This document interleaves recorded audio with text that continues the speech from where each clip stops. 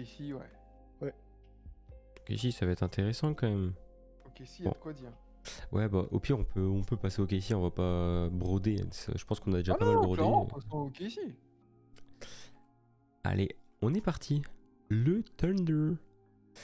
Thunder, du coup, alors là, en fait, c'est une équipe qui polarise beaucoup, hein. Putain, t'as des mecs qui peuvent les mettre top 6. T'as des mecs qui les mettent en dehors du play-in. Même nous, à la fin, on va devoir trancher. Mais ok, ici, t'as tellement de belles choses. Déjà une saison archi surprenante parce que est-ce qu'on les attendait aussi haut? Enfin, Non. 40-42, ils font, hein. Bah, franchement, ça a surpris du monde, hein. Putain, je Non, ça sais qu'il y a un niveau stratosphérique. Non, ok, ici, c'était sympa. Ça va vite. Ok, ici, 13e rating offensif, 14e défensif. C'est mieux que les Clippers dans les deux.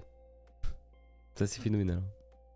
Pour une équipe de Magnifique. jeunes, une équipe bien coachée, une équipe avec Sam Presti qui a toujours autant de pics de draft, des jeunes prometteurs, des contrats malins.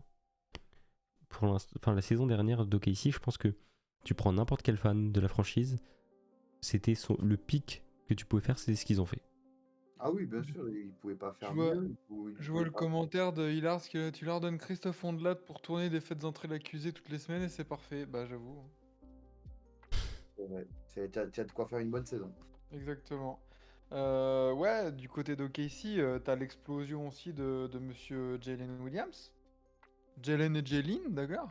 De ouf. Incroyable. Les deux qui fonctionnent bien. Mm. C'est une saison réussie hein, du côté du Thunder qui poursuit sa reconstruction. T'as parlé des ratings ou pas? Ouais, bah ouais, 14 et 13. Enfin, 13 offensifs et 14 défensifs et 6ème pace. Ça C'est correspond à leur c'est place pas mauvais, hein. lors de la saison. Hein. Ouais, mais oui, non, mais je veux dire, moi je trouve ça sympa. Denio qui fait du bon taf. Et ce qui est intéressant chez OKC, c'est des joueurs qui ont su être constants. On sait que Shea, il a eu quelques petites blessures par le passé. Là, il a joué 68 matchs. Giddy, 76. Jalen Williams, Lou Dort, Isaiah Joe, Aaron Wiggins, plus de 70 matchs pour tout le monde. Ils ont eu ça qui a bien cliqué aussi. Mais je veux dire, enfin, c'est qu'il y a beaucoup de positifs. Je vois très peu de joueurs qui ont underperform. Lou Dort. Moi, Lou Ouais. Dort, il m'a déçu. Ah ouais? Bah, après, il faut laisser de la place aux autres, hein, non? Oui, mais il faut laisser de la place aux autres. Mais il a montré une telle irrégularité que ça laisse quand même à désirer, tu vois. Par Dans rapport au quel sens? contrat. Dans quel aspect du jeu, du coup, Enzo? Offensivement, Ouais, déjà, c'est- c'est horrible. Mais, mais même défensivement, il n'était pas tout le temps présent, tout le temps Exact. concentré. Il a 14 points de moyenne pratiquement. Alors c'est vrai, il tourne qu'à 39% au tir. 33% à 3 points. Mais est-ce qu'on peut lui demander plus à Lou Dort en termes de scoring? Ça, c'est- Non, en termes c'est d'efficacité, bien. oui. En termes de scoring, pas forcément. Mais en termes Hmm. d'efficacité, oui. Qui mette 14 points mais à 44% de moyenne et on sera bien quoi. Ah, oui. Très bien. Après en termes de scoring, c'est qui? Le deuxième meilleur score, c'est Josh Giddey du coup? 16 Ouais. points? Midi à 15. Williams, Jalen Williams. Ouais, Le- Jalen Williams, troisième avec 14,1 points. À 52% au tir, hein, Jalen Williams, hein, c'est fort. Hein. Ouais. Non, mais l'année dernière, t'as des super belles choses. Après, la seule déception, comme c'est Pokusevski, Ouais. tout Oh, pouvait pas. lui, Non, mais tout ne pouvait pas super bien se goupiller. Il y allait avoir des joueurs parmi tous ces rookies qui allaient être un peu en difficulté. Pokusevski, c'est dur. Après, on peut mettre aussi Treman dans ce lot-là aussi, qui a fait une super saison d'avant. Et là, un peu du mal à confirmer. C'est des joueurs qui sont encore des belles monnaies d'échange. Tu vois, on parlait de Charlotte. Des joueurs comme ça, ils en ont pas, hein. Des joueurs avec un peu de value, jeunes, que tu peux trade aussi facilement. Pokusevski, Treman. ouais. À voir. Parce que là, t'as pas de daron dans cette équipe pour l'instant, hein. Ah bah non, t'as Après, aucun daron. t'as pas forcément besoin de daron, vu comment ça se gère. Je pense que Denio gère très bien son groupe. A beaucoup de crédit à mettre sur Denio en termes de management. Et je pense que dans ce groupe, chacun connaît sa place, chacun connaît la hiérarchie, chacun connaît son rôle. T'as pas besoin de façonner quelqu'un sur ce qu'il doit apporter. Je pense que chacun sait ce qu'il doit apporter. Je pense à Jalen Williams, par exemple, qui est clairement pas un pivot talentueux, mais qui part par le fait qu'il sait ce qu'il doit apporter, il sait ce qu'il peut apporter. Ben, il arrive à apporter par séquence des choses qui vont vraiment servir au jeu d'OKC. Et dans ce sens-là, je pense pas que tu aies besoin vraiment d'un vétéran qui va apprendre à ces jeunes quoi faire, parce que de eux-mêmes, je sens qu'ils savent quoi faire, tu vois, qu'ils savent exactement ce dont ils sont capables, ce qu'ils peuvent apporter et ce qu'ils doivent apporter. Bah, ça me fait penser justement, je sais pas si vous vous rappelez, en début d'été, il y avait énormément d'échos d'insiders qui disaient que il y avait beaucoup de joueurs, même vétérans, qui avaient envie d'aller à OKC justement par rapport à cette énergie de groupe, et qu'apparemment il y avait une ambiance de fou en fait dans la franchise. Et ça attire forcément des gros joueurs. Donc c'est très Ouais, encourageant. tu sens que l'environnement est sain, tu vois, par rapport aux Hornets, ou même à des franchises comme Memphis, où, tu vois, on n'imagine pas Shai Gilgeous-Alexander faire le genre de conneries que Ja Morant fait. Ouais. C'est que tu sens que le choix des joueurs qui a été fait avec les innombrables innombrables nombre de pics oh là De là, draft. d'OKC. Je sais plus le nom, je me souviens plus du nom du GM d'OKC. Impressionnant. Presti, ouais. Presti, voilà, Sam Presti. Tu sens que les choix ont été faits aussi en adéquation avec une philosophie de la franchise.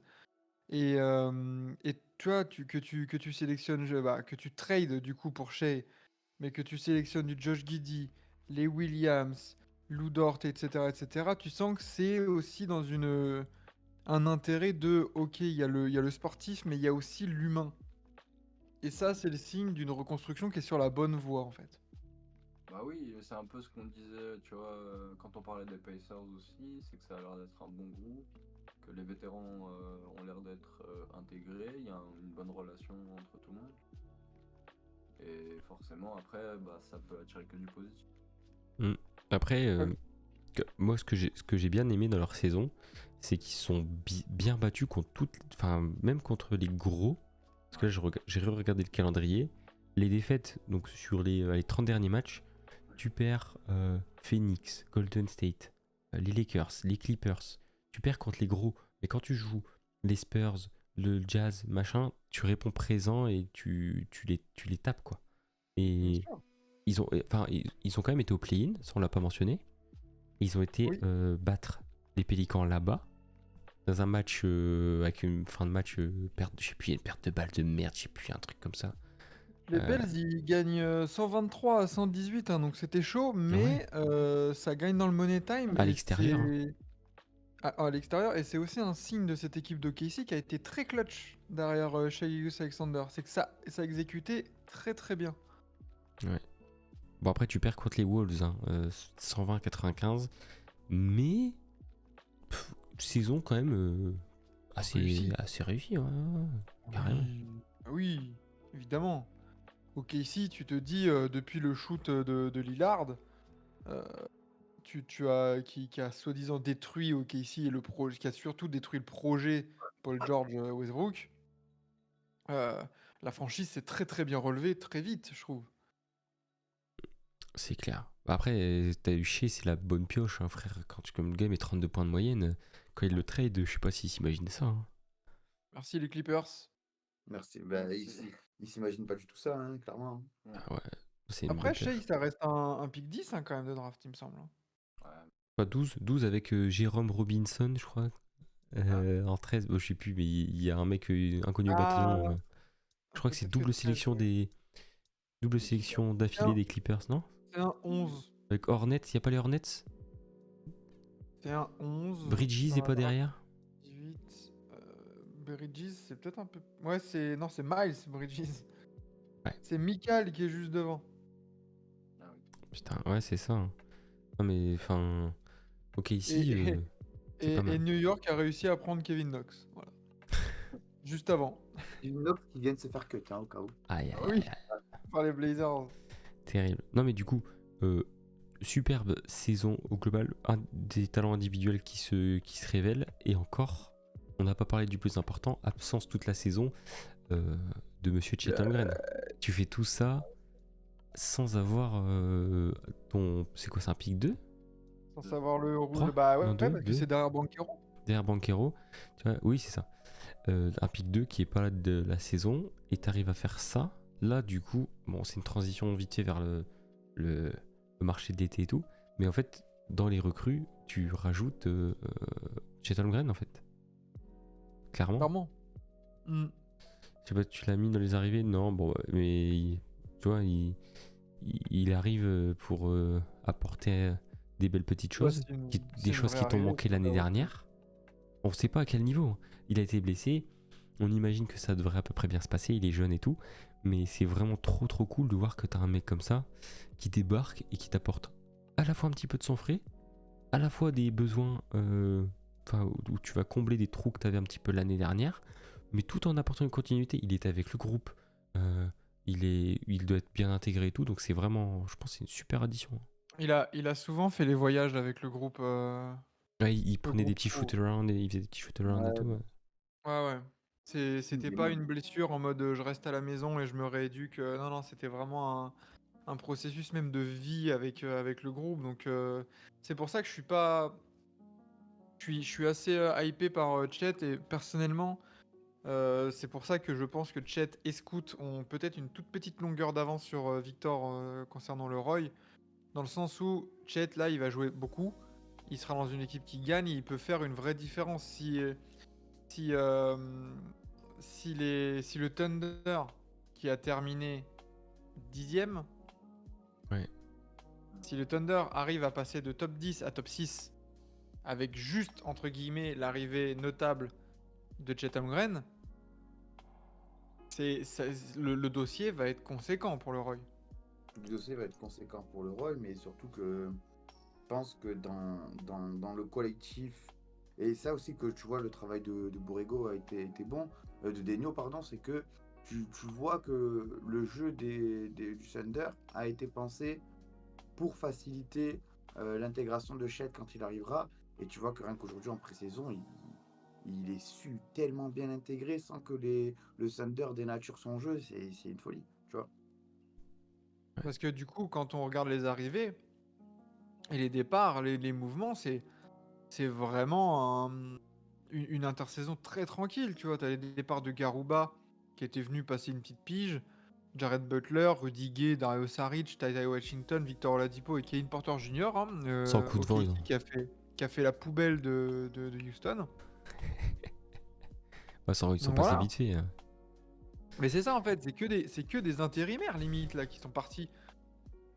Mais moi je trouve que c'est l'effectif, c'est jeune, hein, attention, mais c'est hyper deep, hein, putain. Enfin, je veux dire, t'es content à quasi tous les postes, t'es content de ce que t'as.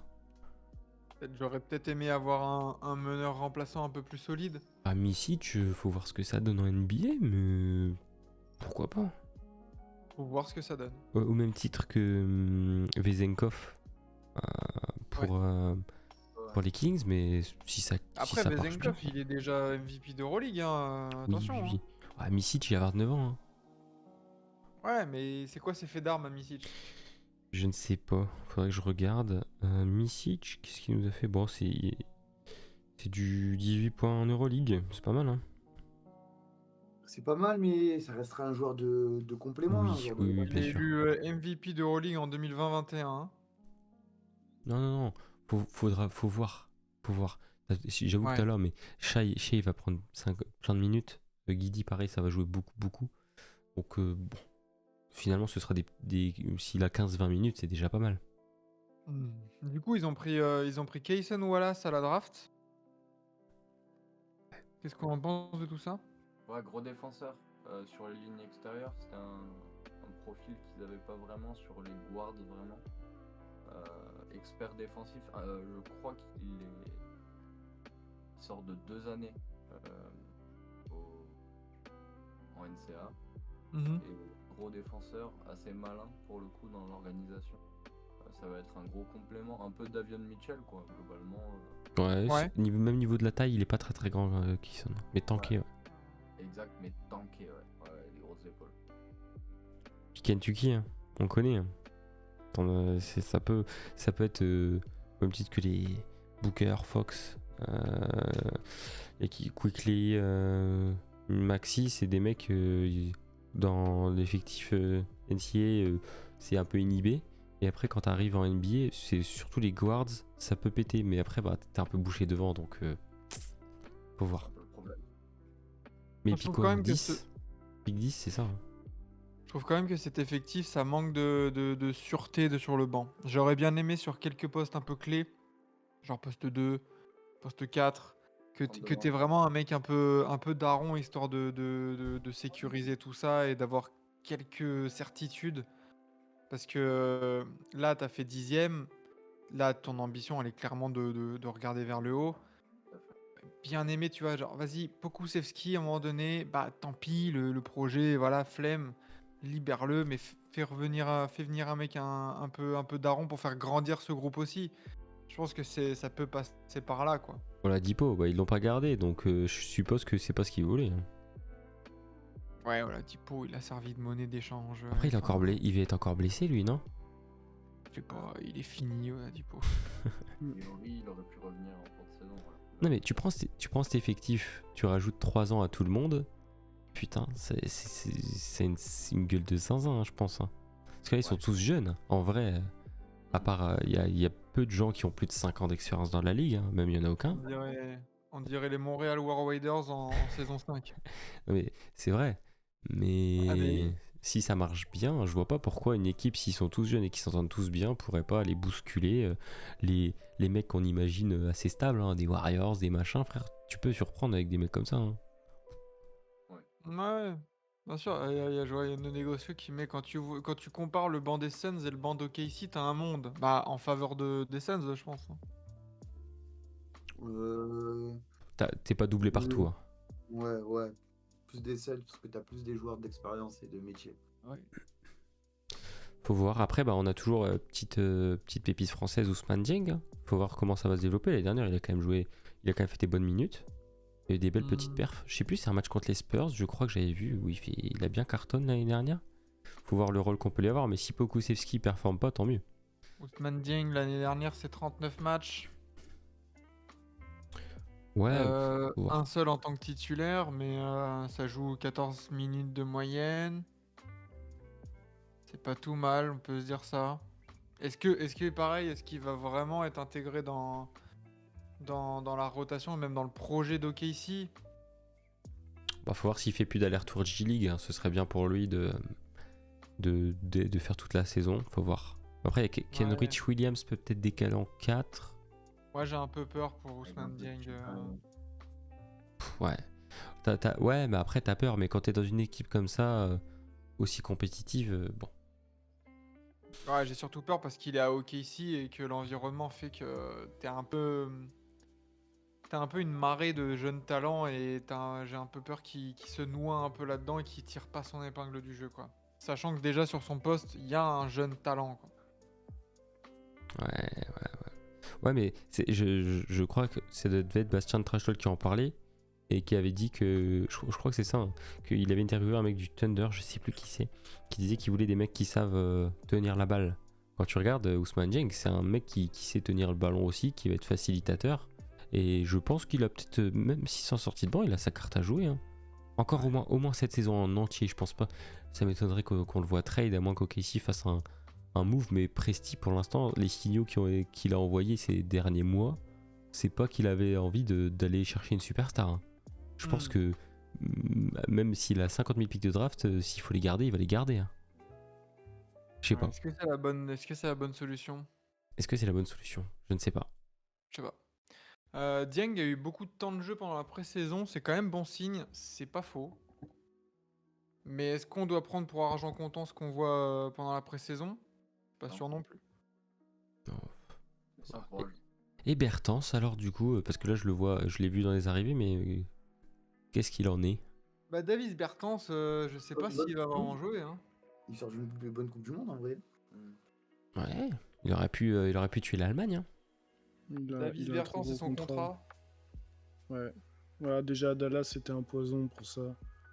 Et Je pense qu'il va pas servir et ils vont vouloir l'éjecter le plus vite possible. Ah ouais, vas-y. Où est-ce qu'il est le contrat de Davis Bertans? C'est encore 16 millions, non? Oh la vache. Bah.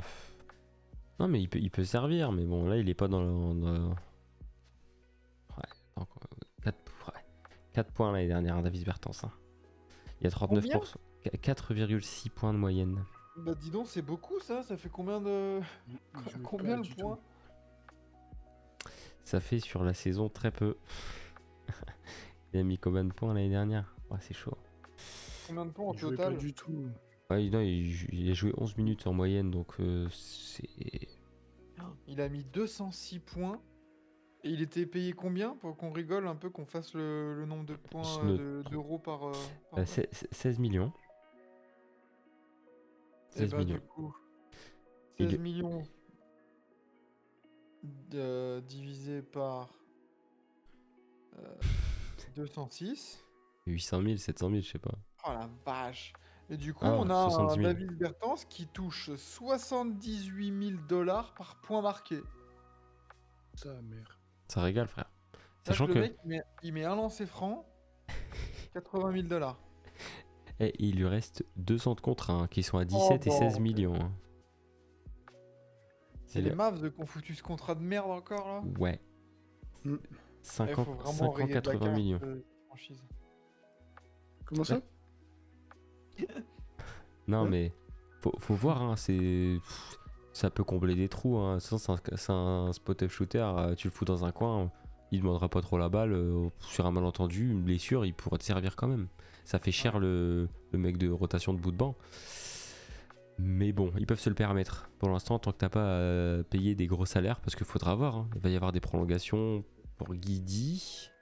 Pour Chet, c'est encore un peu loin, mais pour Giddey, peut-être pour Jalen Williams, ce sera en même temps que Chet, donc faut voir. Mais Giddey a prolongé peut-être en priorité. Lou Dort a déjà le contrat.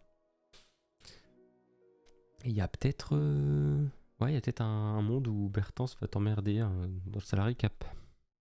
Ouais, on est comment au niveau du payroll là du côté d'OKC en vrai là? C'est quoi le principal 130, axe de progression là? Ils sont à 131 millions cette année. Sachant que Bertans est le deuxième joueur le mieux payé avec Lugensdort. Au revoir, Sam. Allez, vas-y. Ah, bisous le Sam. Bisous l'OS. Ouais, non, du coup, on a Shai à 36, Bertans et Dort à 16, Chet 11, Misic 8, Giddey 8. Bon, en fait, t'as beaucoup de rookies payés autour des entre c'est ça. 8 et 5. C'est là aussi où ça va être complicado pour OKC. C'est le problème qu'on a eu aussi avec les Montréal War Raiders, c'est qu'à un moment donné, il va falloir prolonger tout le monde. Bon, tu peux te dire que Kenrich Williams... Ah, Kenrich Williams, il est sous contrat, mais c'est pas rookie. Hein. Kenrich Williams a été prolongé. Yes. Bah, en fait, en rookie où il va falloir prendre des décisions, t'as Ousmane, t'as Treman. Josh Giddey va prendre sa quicheta. Hein. Mais en fait, ouais, mais encore, Ousmane Dieng, par exemple, tu peux mettre Team Option 2 ans. En fait, les prochains expirants, il y a Poku. Il n'y a que Poku qui est pas dispo l'année prochaine. Hein. En fait, les autres, ils sont encore... Ils peuvent encore avoir des Team Option. Ouais, c'est ça, mais du coup, tu vois, enfin, typiquement, je pense que OKC ne va pas attendre la fin de contrat de Josh Giddey pour lui proposer une prolongation. Hein, ça va être l'été prochain. Hein. Ouais, mais je pense que ça kickera à la fin de son contrat rookie, de toute façon. Ah oui, non, mais ça, aucun souci. Mais c'est quand même des négociations que tu vas devoir avoir. Mais c'est malin parce que au moment où Giddey sera prolongé, c'est la fin du contrat de Bertans. Ce qui est malin. C'est pas mal. C'est pas mal, mais un an après, tu vas devoir renégocier avec Chet. Et d'ici là que Chet il te fasse 2 très bonnes saisons, tu vas être confronté à un délire en mode Denver Nuggets en fait. Est-ce que tu dois pas mettre 3 contrats max et après tu bricoles? Sachant que les Nuggets, eux, c'est encore un step au-dessus, c'est qu'ils ont 3 contrats max de la draft et ils ont Aaron Gordon. Bah, en fait, je sais comme il a signé un contrat en 2022, c'est je crois. Ça fait qu'il va être payé en 2026-27 41 millions. Avec le cap, ça ira encore. Oui, c'est vrai, c'est pas faux. ça ira encore, mais bah, c'est Dort en fait qui va peut-être te faire chier dans l'histoire. Mais on part loin. Déjà, je pense que peut-être Presti, comme tu as dit tout à l'heure, il y aura un moment où les pics de draft ça commencera à bien faire et qu'il faudra faire quelque chose. Ouais, ça se trouve. Tiens, typiquement, on vient de le faire il y a pas si longtemps que ça. Mais ça se trouve, l'été prochain, Presti il va venir toquer à la porte de Steve Ballmer et va faire bonjour, regarde, je te propose 4 first round sur 4 ans. Et je te propose aussi, ben tu sais quoi, tu veux quoi? Tu veux Treyman? Tu veux Beaucoup. Kayson Wallace? Vas-y. Mais tu me donnes Kawhi Leonard par contre. Ouais, c'est chaud. Pff, qu'est-ce qu'ils vont faire avec ça? Moi, c'est Bourbier, je trouve, hein. Ah, là, tu me mets Shai Gilgeous-Alexander avec Kawhi Leonard et des mecs comme Chet Holmgren ou Jalen Williams. Oui, mais Kawhi 2019, pas Kawhi 2024. Bah, tout dépend de la saison qui fait Kawhi. Ah, je pense que de toute façon, Je sais il pas, moi, si tu veux pas Kawhi, tu demandes même Paul George, hein, moi je dis pas non. retour à la maison. Je sais pas. Bah, après ça m'étonnerait que tu absorbes Paul George sans lâcher 2 joueurs. Et est-ce que tu as vraiment envie de prendre Paul George en lâchant des joueurs, sachant que Paul George est sous la pente descendante? Pas sûr. Hein. Est-ce Sachant que- que. En fait, dans cet effectif-là, à part Shai, est-ce que t'as vraiment est-ce que t'as une seconde option de franchise contender à la victoire finale? Chet, peut-être. On n'en sait rien. Peut-être. On n'en Je sais sait rien. pas. Mais en soi, là, dans les joueurs qu'on connaît, Luguensdort, c'est non. Josh Giddey, j'ai du mal à y croire. Que ça soit vraiment une option 2 viable. Oui, Yassar. Olivier Sarr. Olivier Sarr, ouais, on espère pour lui. Mais c'est vrai que peut-être que tu seras confronté, et c'est en ça où les pics de draft, ils peuvent te faire kiffer. C'est pour aller chercher de la superstar dans des équipes qui ont plus rien, et où tu te dis, bah tiens, en fait, finalement, les pics de draft de Casey, ils peuvent bien m'aller. Mais par contre, je viens de voir un truc, c'est que cette année, du coup, avec toutes les petits départs, c'est que des mecs coupés. C'est-à-dire qu'ils ont Ouais. 20, 21, 22. Ah oui, ils ont énormément de 23, joueurs 24, en, 25. Ils ont en dead cap, hein. 26 millions en dead cap. Ouais, en dead Ouais. cap, ils sont beaux. Il y a C'est Kevin énorme. Porter Jr. à 16 millions, là, à peu près, Rudy Gay. Non, ce qui indique que si t'as autant en dead cap, t'as peut-être. C'est pas forcément une saison où tu vas faire un gros move avec un mec à gros contrat que tu vas vouloir encaisser. Ah non. Je bien pense sûr. que là, je pense que ils attendent de voir, mais ils vont pas énormément bouger. Thunder, ils feront peut-être des moves de deadline, comme quoi ils avaient pris à leur Ford, des trucs comme ça, mais je pense que ça va être stable.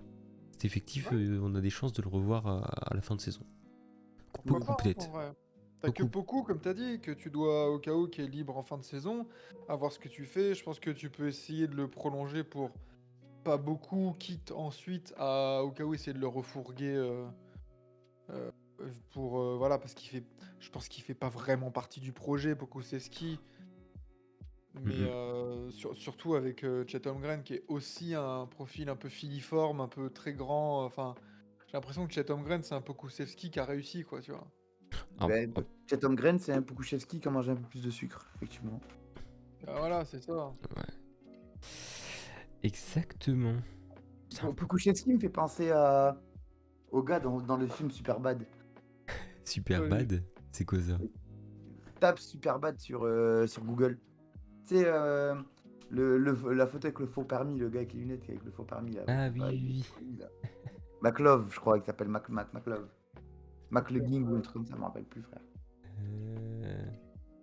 Ah oui, Seth Rogen et Jonah Hill. C'est lequel? Mais Superbad sur Google Images. Ouais. C'est un bâtard, je vois qui c'est. Fogel, c'est ça? Peut-être, je sais pas. Je sais pas. I don't know. Ah ouais, à l'ancienne. 2007, toi tu regardes des films de zinzin. Et j'ai une bonne culture quand même. Eh les Un gars, homme de culture. j'ai une stat sur J'ai une Pokusevski. stat. J'ai une stat. J'ai un scoop pour vous. J'ai un scoop. Pokusevski, en carrière, sur 21 minutes, quasiment 22 minutes de moyenne par match, provoque moins d'un lancé par match. Quand même. 0,9 lancés par match. C'est fantastique. Oh putain. Et il a moins de 70%. Putain. Ah, il met 0,6 lancés par match. Frère, on peut les compter sur les doigts de la main, ces lancers qu'il a réussi, frère. C'est chaud. Et pourtant, il prend 8 tirs par match, hein. Oh, ouais. En 21 minutes. Oh la vache. C'est dur, hein. Allez, c'est bon. Le Allez, le projet est projet est avorté. bon. C'est bon. Non, mais Ça bon, suffit pas, les grands. je te jure, hein. Ah. Non, c'est Oh, dur. putain. Du coup, 6h42, messieurs, est-ce qu'on peut passer à la grosse question? On a Ouais, traîné en vas-y, longueur, vas-y. hein. On peut enchaîner là, on a beaucoup parlé d'OKC quand même. Comment trouver le bon équilibre avec le retour de Chet? Gros paramètre, ça.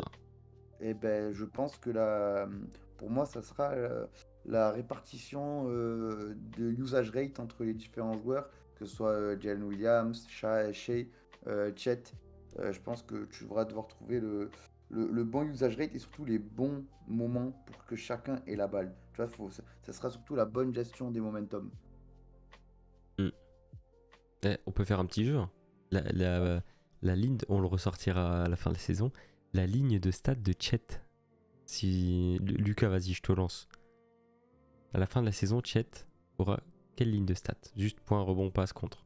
Je pense qu'il va s'aligner sur des stats à la Wemby, où justement il prendra pas beaucoup de rebonds, parce qu'il va surtout aller chercher les points en contre-attaque ou des choses comme ça. Mais par contre, il sera aux alentours des 15-17 points. Et avec ses 5 passes. 5 passes, ok. Ah, Et- 5 passes. Putain, t'es fou. Avec Shea et Josh Giddey dans l'équipe, Et là, tu le vois vraiment t'es ambitieux. T'es ambitieux de ouf, hein. Oh, c'est Moi, j'imagine plus aux alentours, quoi. un 19-8-2 peut-être. C'est exactement ce que j'allais dire. 19-8-2, ça serait une 8 super saison. 8 rebonds. Bah, en Ah fait, bah non, ouais. mais OKC, c'est un de leurs big problèmes l'année dernière. Est-ce que j'ai les trucs. Ah, excusez-moi. Est-ce que j'ai les trucs du nombre de rebonds? OKC, je crois que l'année dernière, c'était terrible. Alors, attendez. Oh, c'est où ce genre de stats? Tu vas aller trouver ça sur le site de la NBA, mais... Non, tu l'as sur Basketball Référence, hein. Ah ouais? Alors, OKC, l'année dernière, en Mais oui, team Chet rebound. Holmgren, moi je vois ouais, aussi sur des standards assez hauts en vrai, parce que je pense qu'ils vont vouloir l'intégrer assez vite au jeu. Ouais. Mais du coup, il y a réintégration de Chet, qui est quand même un sacré prospect, numéro 2 de draft. Qui est-ce qui perd du usage rate du coup? Comment ça se répartit justement Parce que forcément, il va falloir l'intégrer, il va falloir lui donner des tickets shoot. Moi, je pense que Guigui va passer moins de temps balle en main. Je n'ai pas dit qu'il aura moins de possession, mais moins de temps balle en main parce qu'il aura plus rapidement des solutions de passe avec Chet. Pareil pour Jalen Williams. Moins de temps balle en main, mais pas forcément moins de possession. Je pense que ça va surtout être dans la pace qui va augmenter parce que justement, tu auras des solutions plus rapidement. Non, c'est pas forcément le rythme qui va augmenter, mais juste tes solutions de passe qui seront plus rapides, plus simples, plus efficaces, plus évidentes, et du coup ta pace va augmenter. Guigui sera plus à la distribution qu'à la finition, du coup. Mm. Où on a pu le voir un peu plus au scoring là, cette année. Là, je pense qu'il va plus avoir. Pourquoi même finir à plus de 10 passes de moyenne. Ah ouais, quand même? Qui Guigui? Ça fait beaucoup, hein. Mais Mais oula, s'il doucement. peut distribuer à des mecs comme Chet, ça peut vite monter. Mais attends, mais comment tu veux que Guigui soit à 10 passes si Chet sera à 5 passes? Et Shea, il va prendre 6-7 facile. C'est dur. Chet à 5 passes, c'était un average. C'est toi qui as dit que Chet sera à 5 passes. Oui, mais genre, Chet à 5 passes, ça peut monter comme ça peut descendre.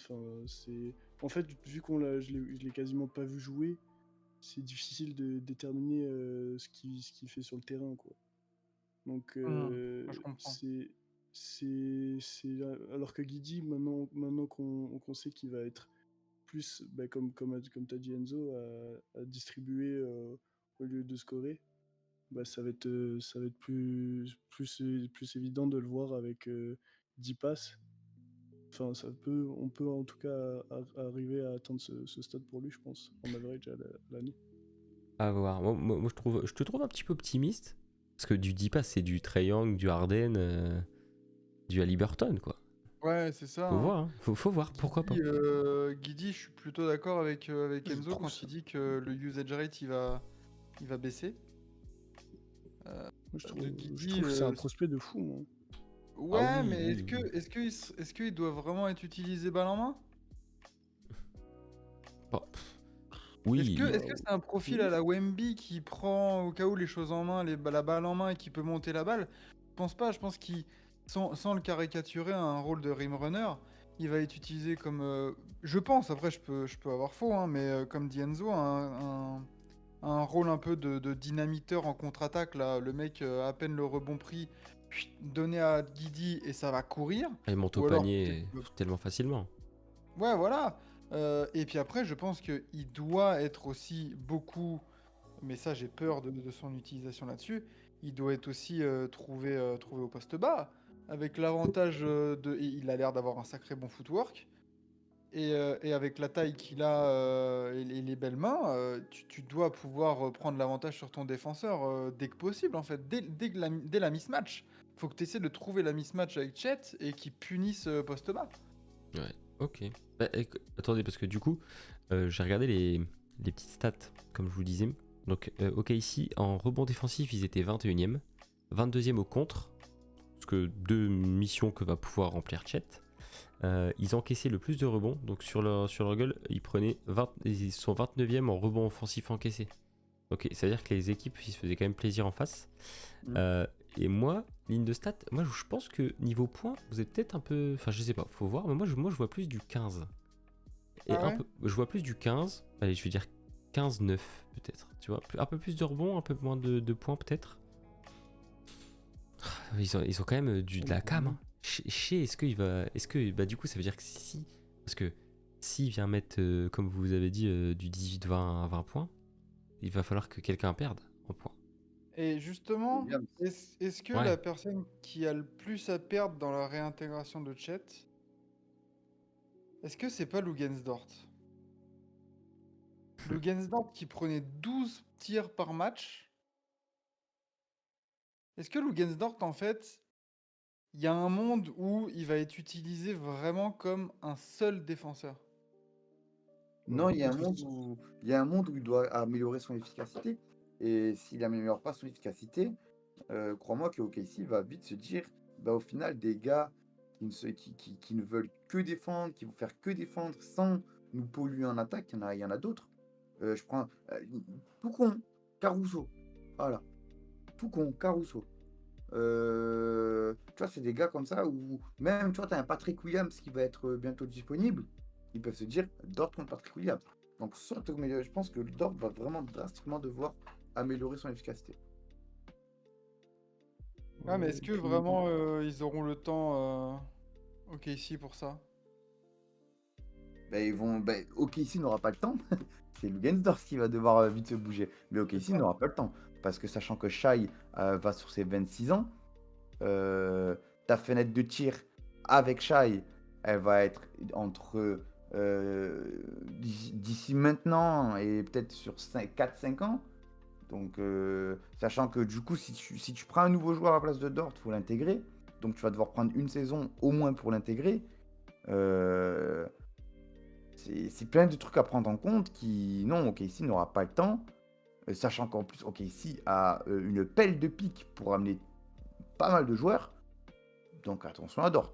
Attention à Dort qui devra forcément trouver son bon rythme offensif. Sinon, il va vite être catalogué comme Dillon Brooks du pauvre. Comme André Robertson? Dans le même style, ouais. De toute façon, je pense que même lui, il le sait qu'il il a pas de prétention à Tu penses? repartir à 14 points par match. Je sais pas. Je sais pas s'il dit ça dans sa tête, hein, c'est compliqué. Hein. Après, il faudra avoir le temps de jeu. Hein. Il avait l'année dernière 31 Lugensdort, minutes. selon la projection de... Je sais pas ce que ça vaut, la projection de basketball référence, là. Mais la saison prochaine, il le projette avec 14 tirs. Hein. Hmm. C'est beaucoup pour lui, hein, avec la réintégration de Chet. Moi, je pense que s'il en prend 8, c'est déjà bien. Ouais. Faut voir. Faut Qui, voir. qui mettent, qui mettent juste la petite dizaine de points et point barre, quoi. On lui demande pas plus. Ça fait cher, mais bon. Ouais. S'il défend. Bah, c'est ça, en fait, parce que dans son équipe, là, il aura des cadors qui vont scorer.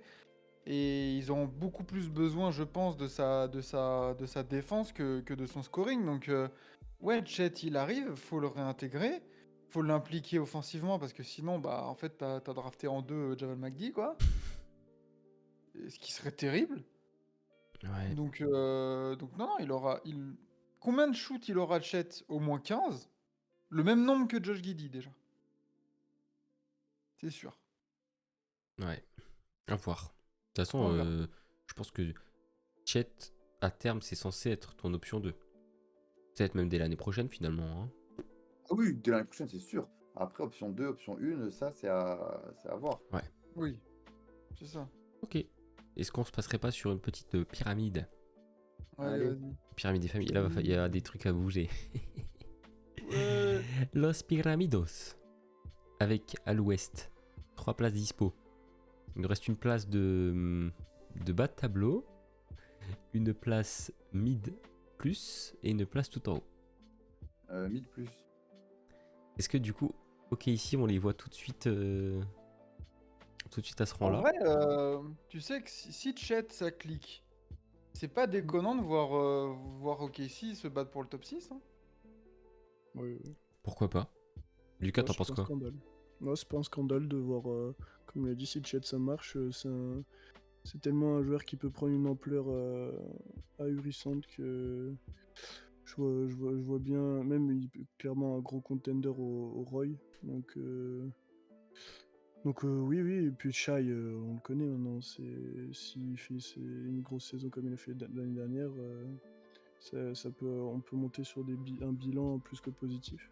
Donc Parce oui, que du coup, tu vois, quand tu regardes vraiment OKC avec, bah, pareil, Memphis, Dallas, les Wolves, les Clippers, c'est des équipes qui ont beaucoup d'incertitudes dans où leur jeu, où il y a des trucs extrasportifs, des blessures, les Infirmerie. suspensions et tout ça. Hmm. Donc en fait, ça se tient, tu vois, c'est pas déconnant de voir au cas où OKC tirer son épingle du jeu avec un effectif beaucoup plus dans la continuité et de se dire bon bah let's go, en fait on a pris une avance un peu confortable en début de saison et on finit avec une ou deux wins d'avance et débrouillez-vous ceux qui sont en play-in quoi. Après, c'est là où on voit qu'aussi que tier 3, tier 4, ça va se jouer genre à 5 victoires, quoi. Ah oui, ça sera très proche, évidemment. C'est Effectivement. clair. Ouais, carrément. Putain. Et du coup, ce qui est assez intéressant là dans cette pyramide, on met les 4 équipes du Pacifique dans le top 6. Ouais. Effectivement. Ouais, c'est ça.